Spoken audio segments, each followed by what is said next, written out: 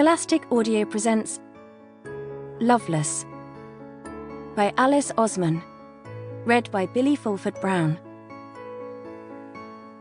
When we got to the fire, we were the only people there.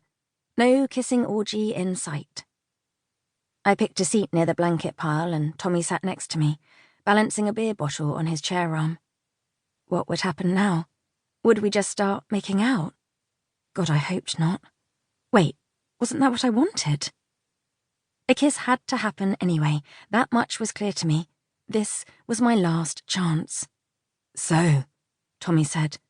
So, I said. I thought about how I was going to initiate the kiss.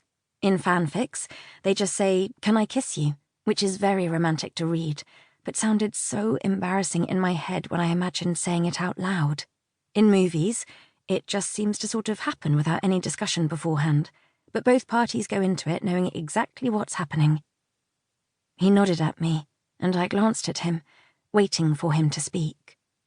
"You look really nice," he said. "You said that already," I said, smiling awkwardly. "But thanks." "It's weird we didn't really speak much at school," he continued. As he spoke, he put his hand on the top of my chair, so his hand was weirdly close to my face. I don't know why that made me feel so uncomfortable. His skin was just there, I guess. "Well, we weren't really friends with the same people," I said. "Yeah, and you're pretty quiet, aren't you?" I couldn't even deny that. "Yeah." Now that he was so close, I was struggling to even see what exactly I'd been attracted to for 7 years. I could tell that he was conventionally attractive, like you can tell pop stars or actors are attractive, but nothing about him really made me feel butterflies. Did I know what butterflies felt like? What exactly was I supposed to be feeling right now? He nodded as if he already knew everything about me. "That's all right. Quiet girls are nice." What was that even supposed to mean? Was he being creepy? I couldn't tell. I was probably just nervous. Everyone gets nervous around their crushes.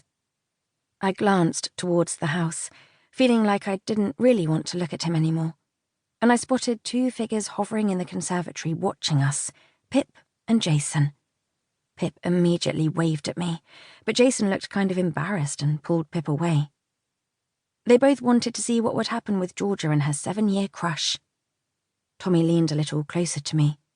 "We should talk more, or something." I could tell he didn't mean that. He was just stalling. I knew what was supposed to happen next. I was supposed to lean in, nervous but excited, and he'd brush my hair out of my face, and I'd look up at him beneath my eyelashes, and then we'd kiss, gently, and we'd be one, Georgia and Tommy. And then we'd go home, giddy and happy, and maybe it'd never happen again. Or maybe he'd message me, and we'd decide to go on a date, just to see what would happen, and at the date we would decide to try going out. And on our 3rd date, we would decide to be boyfriend and girlfriend. And a couple of weeks after that, we would have sex. And while I was at university, he would text me good morning and come to visit every other weekend. And after university, we would move in together in a little flat by the river and get a dog. And he'd grow a beard, and then we would get married. And that would be the end.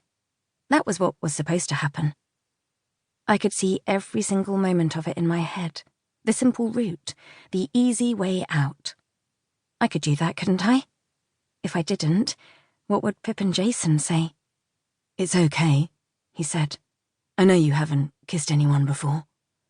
The way he said it was like he was talking to a newborn puppy. "Okay," I said. It irritated me. He was irritating me. This was what I wanted, wasn't it? A cute little moment in the dark.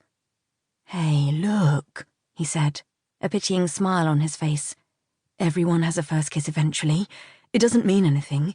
It's okay to be new at, like, romance and all that." New at romance? I wanted to laugh. I'd been studying romance like an academic, like an obsessive researcher. Romance would be my mastermind topic. "Yeah," I said. "Georgia." Tommy leaned in close, and then it hit me. The disgust. A wave of absolute, unbridled disgust. He was so close. I felt like I wanted to scream. I wanted to smash a glass and throw up at the same time. My fists tightened on the arms of my chair, and I tried to keep looking at him, keep moving towards him, kiss him. But he was so close to me, and it felt horrific. I felt disgusted. I wanted this to end. "It's okay to be nervous," he said. "It's kind of cute, actually." "I'm not nervous," I said. I was disgusted by the thought of him near me, wanting things from me. That wasn't normal, was it? He put his hand on my thigh. And that's when I flinched, shoving his hand away and sending his drink toppling off the side of the chair, and he swung forward to grab it and fell out of his seat, right into the fire pit.